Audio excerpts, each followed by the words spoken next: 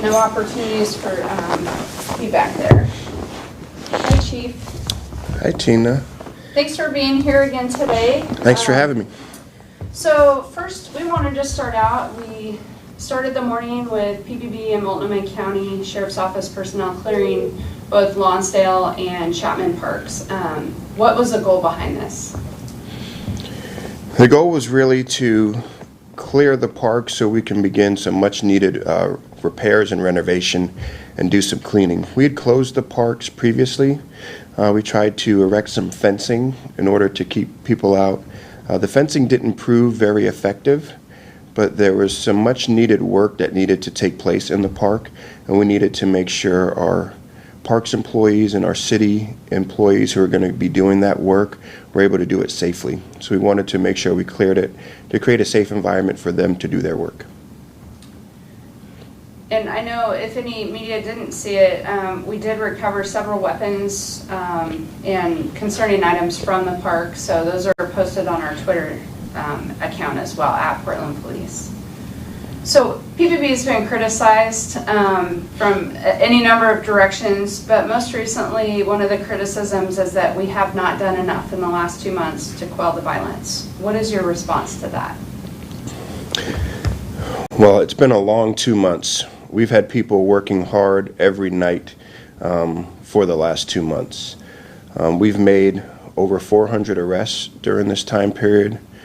We've undertaken a lot of different strategies to help, kind of de-escalate the situation. We've employed demonstration liaison officers. We've utilized our sound truck.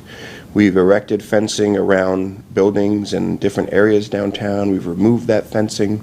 We've tried to secure our buildings in a manner that would create an opportunity for us not to be outside to respond and be visible. We've done a lot of different things over the last 2 months to try to, to manage these crowd control events successfully. So I think it's tough to say that we haven't done anything or enough. We've done a lot, but it's important for people to know that we're still to this day trying different strategies and techniques and partnerships in order to be able to manage these events safely. What do you say to the nonviolent demonstrators who are in the crowds? Sure.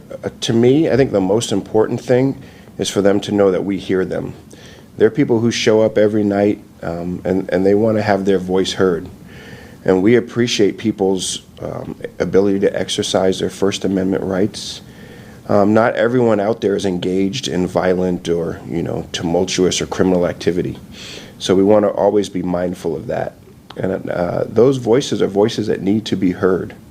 I think the important thing is when violent or criminal activity begins and we begin, giving announcements and telling people they need to clear an area, it's for people's safety. And we really want the people who are there to just have their voices heard to, remove themselves from the situation where the violent and criminal activity is taking place. Because we really don't want them caught up in a situation where they're, affected by some technique we undertake in order to disperse a crowd. How does the City Council's resolution to not work with federal officers impact our operations? It makes it more difficult. I mean, we are, trying to manage some fluid, rapidly changing, sometimes violent situations on a very rapid basis. And right next to us, we have another team of folks who are trying to do the same thing. And we can't communicate with one another to know what's about to happen. Are they going to come out and push a crowd? Are they going to deploy munitions right when I'm sending my people out into an area? I mean, it creates a potentially dangerous situation. And we always want to avoid situations where we have officers who are in danger. And for people who are in the crowd, to not know if we're going to be able to go out and push a crowd safely in a direction, it creates an unsafe situation for the crowd also. So to me, I think it's something that we've tried to work through. It's been difficult at times, but we adhere to the council's decision. And OSP is sending some additional partner troops here to work with us. What can you tell us about that? I'm very happy. I'm very hopeful about that. I've had some discussions with Superintendent Hampton at OSP, and we've trained and worked with Oregon State Police in crowd control events extensively. Throughout the years, they've helped us during these most recent events too. So we have a good, long-standing partnership with them. I'm very hopeful that we can work together, communicate, and we'll be able to jointly, along with help from Multnomah County Sheriff's Office, really be successful in managing these events much better than they have been in the last few weeks or couple months. So over the weekend, some of the spouses of police officers ran a paid ad describing the effect of these protests on officers and their families. What do you have to say to them? Yeah, first of all, I thank them for being willing to let their voices be heard. It is difficult to know that, the work we're doing and the conditions we're working under the last 2 months have had such a negative effect on families. You go out and you deal with what are sometimes hostile crowds all night, and then you come home and, it's important for us to remember that there are other people involved in this. There's family members, there's children, wives, husbands, parents. And it has an effect, and it's hurtful to see your loved one subject to danger and, potential of being hurt. So I think it's important that we remember that and focus on that.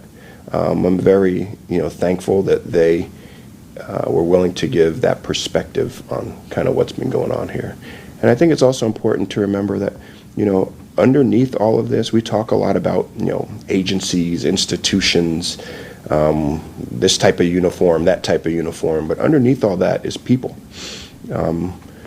People are getting mortars, rocks, and Molotov cocktails thrown at them, and, on the other side of the fence, the people, even the ones engaged in violent activity, they're people, they're community members.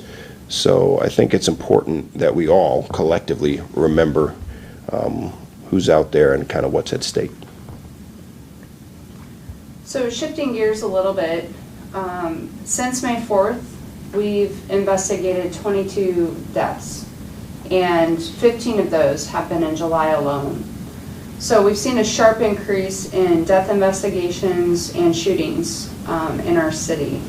And we will provide media after this event with a Dropbox link for some graphic representations of this. But Chief, can you share with us what PPB is doing to address this concerning trend? Sure, that's very concerning. I mean, to know that many people have been killed in such a short period of time. Our job, number one for us, is public safety and preservation of life. So we're going to resource some more people to the detective division to help follow up and do some investigation on those. But also we need to focus on doing some proactive work to maybe keep some of these numbers from increasing. We're fortunate to have good partnerships with the Office of Violence Prevention, our partners with probation and parole as well. But that's a very concerning number. In July 1, we lost our gun violence reduction team, and that's forced us into a position where we have to really kind of look at what resources we can bring to bear absent that structure that we had with the gun violence reduction team. But it's incumbent upon us as public safety professionals and police officers to go out and still do that work. Do you think the Black Lives Matter movement has been hijacked? I've heard that question a few times. I do, to some degree. I agree with what Pastor Edie Mondene has said on that topic. Early on, we had thousands of people who would gather.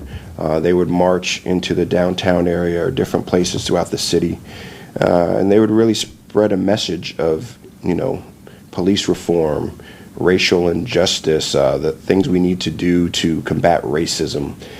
in more of a global sense too, not just focusing on the police, although I think police was part of their focus, but there's a whole system and there's a whole kind of big machine of inequity that kind of operates everywhere that I think really needs to be spoken about. And I think anytime you have violence or what has become kind of a politicized situation, it kind of shifts the focus away from that important message and the important kind of work that needs to be done in a lot of places and a lot of institutions. So I think to some degree, yes, but I'm hopeful that we'll get back to the real message of police reform, racial justice, things that create better outcomes for people, especially people of color. So behind the scenes, what is being done or what has been done? I know that there's been such a focus on the events outside, but specific to some of the action items, what's happening? Sure. Well, we've been having a lot of meetings, a lot of discussions with folks. I was at a meeting till about 9:30 last night with some faith leaders, community members, police officials talking about reforms, putting together some ideas to build a list of reforms. I think to some degree, as a police agency, we want to bring reforms ourselves. We don't want to wait for people to say, hey, you need these reforms. We want to look at our internal processes and things of that nature and say, hey, these are ways we can improve. But we want to balance that also with listening to community, figuring out what people want to see from our organization and from our police bureau, and incorporating those as well. But I think it's also important for people to know that, we've been doing this type of work for the last 7-8 years as part of our Department of Justice Settlement Agreement too. So this work is important. It will continue here, but I think it's important for people to know that we're constantly having conversations. We're looking at ways to reform. We're right now in a position where we have scarce resources. So to figure out what we can do, how to best do it, is really the priority. Any final thoughts before we shift to questions, Chief? Oh, I always have some final thoughts. I'll start with the fact that first and foremost, I'm hopeful that this collaboration with Oregon State Police, Multnomah County Sheriff's Office, and Portland Police will lead us to a better place as far as quelling some of the nightly violence and making a safer environment, not only for officers, but also for people who are coming down to express their First Amendment rights. I'm really hopeful of that. And I think it's always important to reiterate, too, not everyone down there is engaged in, criminal, violent, bad activity. That's a small subset of a bigger group who's had an interest in speaking out on this topic. So I always want to focus on that. And we need to really focus, I think, sooner than later on a collective path forward with community, with police officials, with elected leaders, and figure out, where we're going to go. Because wherever we go, we're going to have to get there all together. We've been doing some good work with the DOJ. That's helped us along this path, but there's more work to do. So I'm hopeful on that front as well. Awesome. Well, I'm going to try to get this turned up, and we will take a question. If you can limit your question to one question initially, and then if we have time, we can add. So is there someone on the line who has a question, and we'll try and... Yeah, I have a question. This is Wright Gagway at K2. I missed your name, I'm sorry, with K2? Yeah, Wright Gagway with K2. Hi, Wright. Go ahead. My question is about Commissioner Hardesty's IPR proposal. It goes to the ballot in November. I wonder what the chief's thoughts are on that proposal specifically, and then more generally, what his thoughts are on police accountability and maybe what steps need to be taken in the future. First, though, Commissioner Hardesty's proposal specifically. Sure. Thanks, Wright. I think for me right now, I think there's still a lot of questions on what it would look like, what it would mean, what are the implications as far as bargaining and things of that nature. That final product could potentially have some potential, but I think right now it's really early in the process to kind of see what that would look like and what impacts it would have. Accountability, I think, is very important. to me, I look at it like, not everyone is going to perform perfectly all the time. I think as an organization, we have to have systems in place that catch, the times when people don't perform up to our, policies, expectations, and directives, and then have things in place to hold them accountable, correct behavior, and make improvements afterwards. And I think when you have a structure of accountability that does those things, you're on a good path. Thank you, Chief. Next Sure, question. thanks, Ray. This is Kyle Doshi with KGW Channel 8. Hi, Kyle. Chief, thank you for your time. Sure, Mayor Kyle. Wheeler said that Portland Police and OSP have agreed on a unified standard on the use of CS gas. I'm wondering what your understanding of this agreement is, and does it create any challenges in crowd control? Thanks, Kyle. There's always challenges in crowd control. I'll start with that. We did have some discussion around it, and it's really situations where there's threat of serious physical injury or death. We really do not want to be using these munitions on community members. That is the truth. I mean, absent better options are effective. It's a tool we have that can disperse a large crowd, and that's when criminal activity, life safety threats are taking place. So we do have a great working relationship with Oregon State Police. We've worked with them on real life crowd control issues extensively. We've trained with them over the past several years, I think, and I'm very hopeful that together we can do what we need to do on the crowd control front without use of these tools. This is Maxine Bernstein from the Oregonian. Thanks, Chief.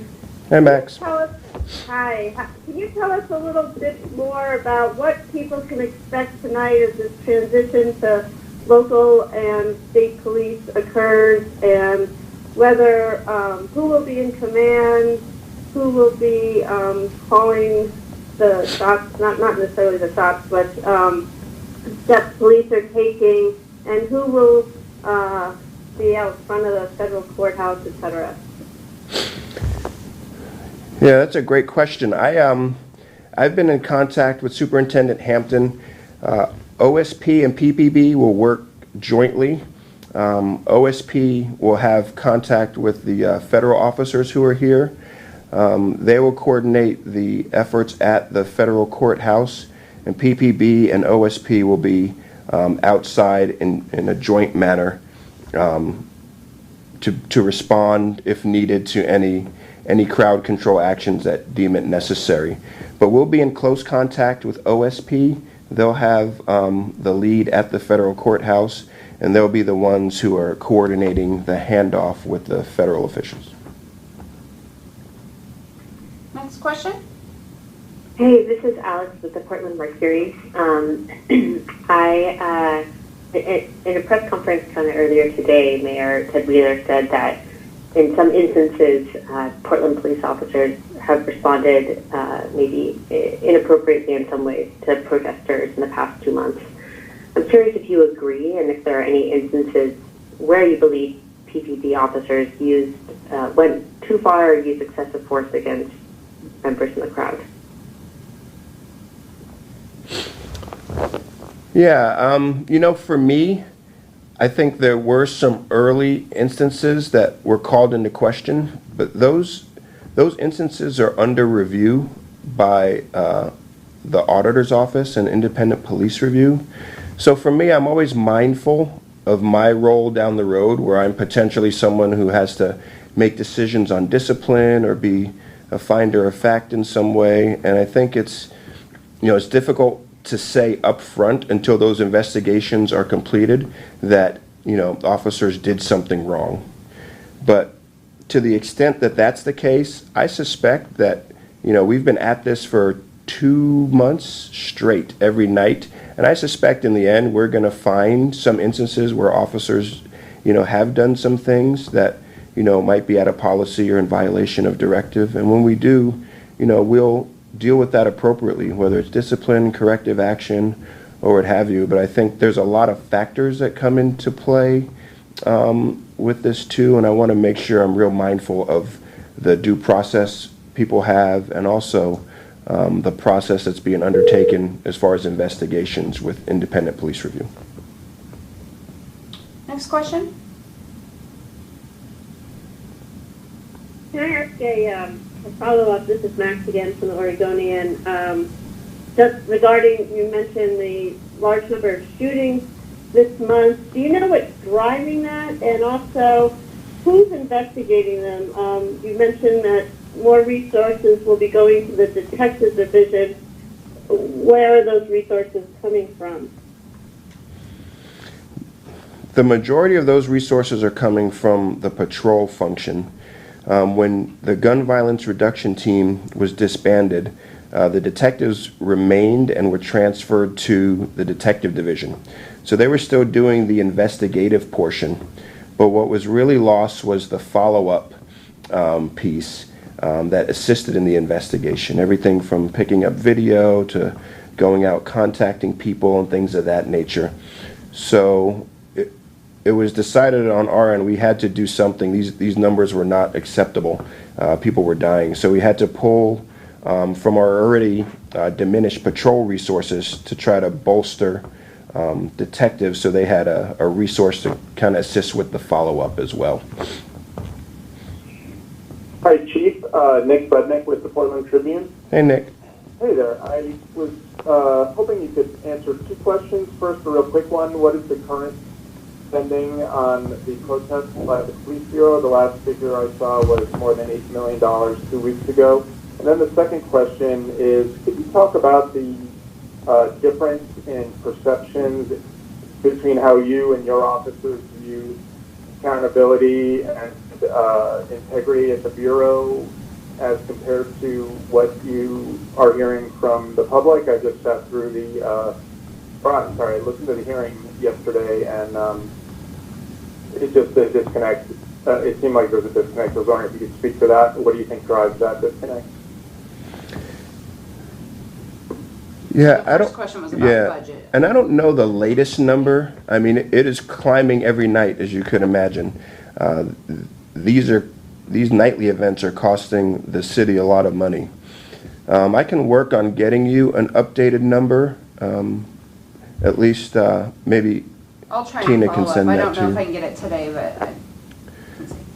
And I can speak generally about accountability. I didn't watch the hearing, but I think as police officers, we accept the fact that, if we make mistakes, we're going to be held accountable. We have a lot of authority, and with that authority comes accountability. And I think from my perspective, if I make a mistake, I expect to be held accountable for it, and I can live with that. But I want, the process to be fair and, take place in a timely manner. And I also feel like there should be some components or people involved in the process that have some type of context or perspective about the complexities of the work I do as a police officer. And I think that's important too. I think these systems we create to hold people accountable and to kind of enforce ideals, they have to be well thought out. They have to be fair, comprehensive. They have to include opportunities for people to be heard and for their situations to be taken into account. So as long as all those things are in place, I don't feel like accountability or integrity or that kind of thing in and of itself is really an issue for police officers. I think it's about really the construction of it, the outcomes, and as they say sometimes, the devil's in the details. Was there anyone else who didn't get to ask a question yet? Yeah, This is kind of Sorry. Hi, this is Go ahead. Jacqueline Abad with Coin 6. Chief Chuck Lovell, thank you for taking the time out of your day to talk to us. Sure. Do you feel like TPB had a good handle on the nightly protests before federal officers arrived to Portland? I'm not sure of their exact arrival date, but I know around the 4th of July, around that time frame, we were experiencing crowds that were greatly diminished in size. The violent activity was much lower, and I think we'd gotten to a place where we were on a good trajectory. And then I feel, to some degree, the arrival of the federal presence became an escalating factor, and that increased the crowd size, that increased, kind of the fervor and the violent activity. And, we were, prior to that, kind of under-resourced in many ways. We still have calls for service to answer. Our nighttime presence is fairly limited for a city of this size. So in order to still meet our obligations on the patrol side and also dedicate, some pretty substantial resources to crowd control was really difficult. But I'm hopeful that this new approach and our partnership with OSP and Multnomah County gets us back kind of on the trajectory we were prior to the 4th of July. And there was one more person, I think, who was talking Yeah, over, so this we'll is- take that as the hi. last question. Hi. Hi. Who is this? Hi, Lieutenant. This is Conrad Wilson from Oregon Public Broadcasting. Hi, Conrad. I'm just trying to get, hey, how's it going? Thanks for taking the time. Yeah. I'm trying to get a better understanding if there's just a change in direction that either the mayor or chief you've given to TPD. And I guess what I mean is, what can the public expect tonight from TPD? Protesters who turn out, like what do you envision that looking like on the ground from your perspective? It's hard because I don't know how many people are going to show up, or the energy in the crowd, or what the response is going to be to this latest development with Oregon State Police. So it's hard to say. I'm hopeful that the community members see this as a victory in many ways. A lot of people came out to express their displeasure with the presence of folks from the federal government here and engaging in crowd control with the members of our community. So I'm hoping that on many levels, people are happy with this development, and kind of from the perspective of what we do, a lot of what we do is pretty reactionary. We have a lot of crowd control events in Portland. Many of them actually don't even require any police presence at all, and many of them require very minimum police interaction too. So it's really, in some ways, dependent on the crowd, the activities they engage in, their willingness to listen to our instructions and things of that nature. But we're going to definitely come out with a mindset that this is a good thing. We're going to do everything in our power to really de-escalate and put these nightly events kind of on a better track, a more safe stance than they have been in the recent past. Thank you, Chief. I know, we squeezed this in today. I appreciate you making time. I really want to thank media for making the time as well. We've been trying to fit this in, and I will be sending out a link, like I mentioned, with some of the graphics regarding the shootings and some other stats, and then I will do my best to try to get a number. I don't know if it'll be today or tomorrow as far as an current cost estimate, but if you have follow-up questions, feel free to reach out. But thank you, everyone, for being here.